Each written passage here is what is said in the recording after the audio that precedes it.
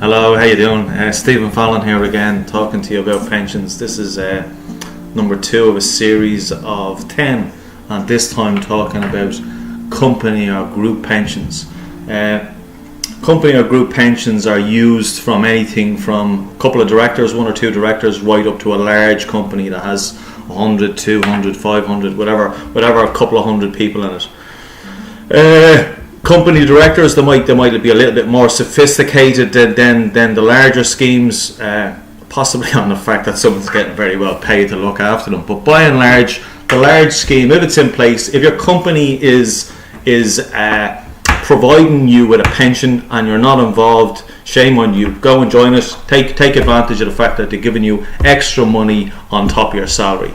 Now, you'll probably be expected to contribute, match whatever they're doing, or maybe they'll match whatever you're doing, but make sure you're putting the few bob in.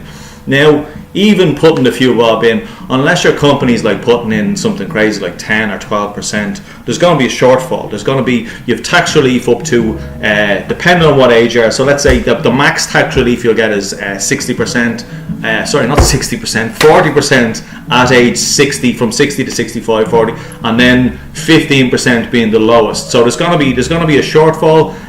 The way to overcome that shortfall is to take out a thing called an ABC, or an additional voluntary contribution. Now, whoever's implemented the scheme, there should be an advisor floating around linked to that.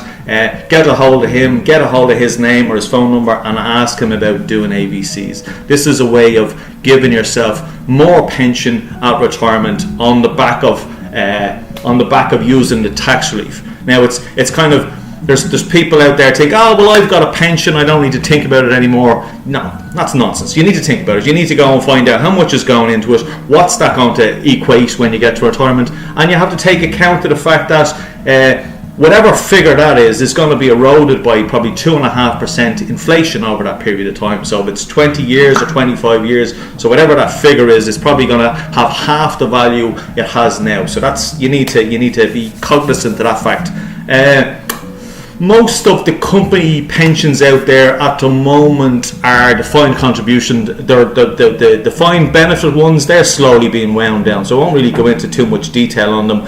What they were was a promise of a certain amount of pension depending on years of service and final salary. There's no new one, so we'll keep it brief on them.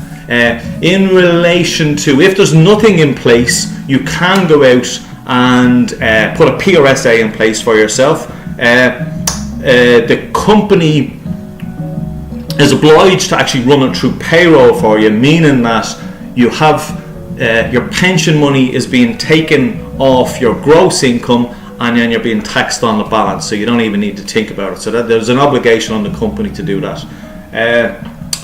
Just pause this a sec. Yeah, attention span of a goldfish I have. Risk. Okay, risk is something that you should take more of it when you're younger, and as you get to nearer to retirement age, you want to kind of have a little bit of security in what you've built up. Now, 2 things with risk. When you're starting out, your pension fund is probably going to be very small, so you haven't got a great deal to lose or a great deal to gain. So in effect, you're leveraging your ability to grow your money at the start. Also, you have a time frame, and bear in mind this money can't be taken out, so you can't access it. Now, if you get hit by a bus, it will pass on to your estate, or your family will get it, or your spouse or whatever. So that's something to bear in mind.